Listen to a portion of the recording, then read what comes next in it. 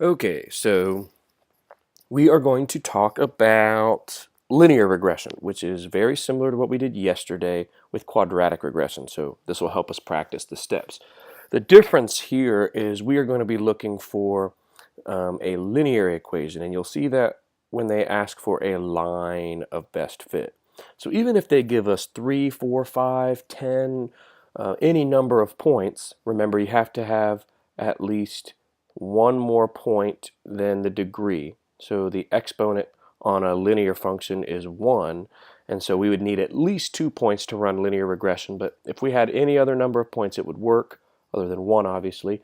But if you see 5 points, don't automatically assume that you have to do a fourth degree. If you see 3 points, don't automatically assume you have to do a quadratic. Read the question, look what they're asking for. They're asking for the line of best fit. So we are not going to do a quadratic because a quadratic makes a parabola, not a line. So we're going to do linear regression when they want a line of best fit. That line of best fit is called a trend line. It's because it's the most accurate model for the related data. And I started talking about this correlation coefficient R. So we're going to make sure we have to have our diagnostics turned on our calculator. I'll show you how to do that. That way we can see just how good of a fit our line is. So let's just start with an example here. Table lists the cost of 2% milk. Use a scatter plot to find the equation of the line of best fit. So even though we have 1, 2, 3, 4, 5, 6 points here, it still wants us to do linear model. And then after we get our equation, it wants us to predict what it will be in 2025. So let's bring up our calculator.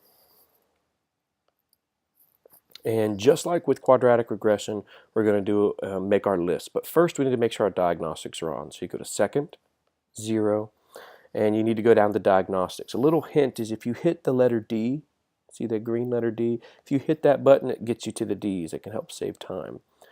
We need to go all the way down to diagnostic on. Diagnostic on. Once you get there, hit enter and enter again, and it should say done. Now our diagnostics are turned on. So if you recall, to run regression, you go to stat. You're going to edit a list.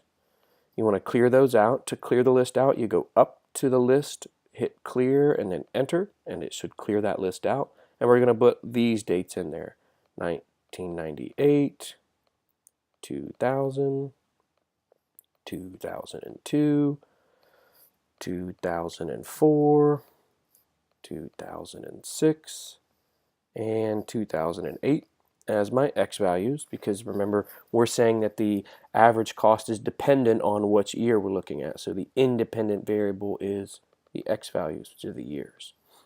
Now with the y values in the second column, so 2.57 to $2.57, 283, 293,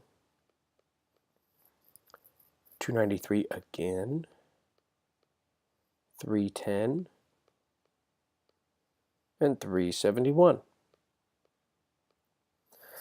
All right, now that we have our x and y values, we're going to go to stat and go over to calculate and then go down to linear regression this time. Linear, option 4. Hit enter. Make sure that L1 and L2 are here because that's what we entered our list as in L1 and L2. And go down to calculate. And there we go. This is the information necessary to write our linear equation. Y equals ax squared plus b is, or I'm sorry, y equals ax plus b. And we just need to fill in the a and the b. So y equals 0.093. Oops. Y equals 0.093x plus a negative 183. So we'll turn that to a minus 183.2673 repeating. 2673. repeating. So that's our linear model. And if you look, this R value right here, that's the correlation coefficient, and it's 0.91, really. I want to talk about that momentarily because an R value of 0.91, it's a positive number, so that means it's representing a positive correlation, meaning our graph is going upward. And it's pretty close to 1. The closer that your R value is to 1, the better fit the line. If it is 1, that means it's an exact fit. That means the line would go through all of these points. 0.91 is pretty good. It could get better. We're looking for like 0.98, 0.99. That's what we're wanting. What this is saying is if you pick a point, these points are relatively 91% accurate if you want to look at that. So now we need to do the second part, which is take 2025 and plug it in for x.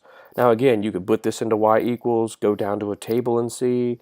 There are ways to make your line show up on a graph, but I'm just going to do it in the calculator. So 0.90093 times 2025, and that's that amount, and we're going to subtract 183.2673.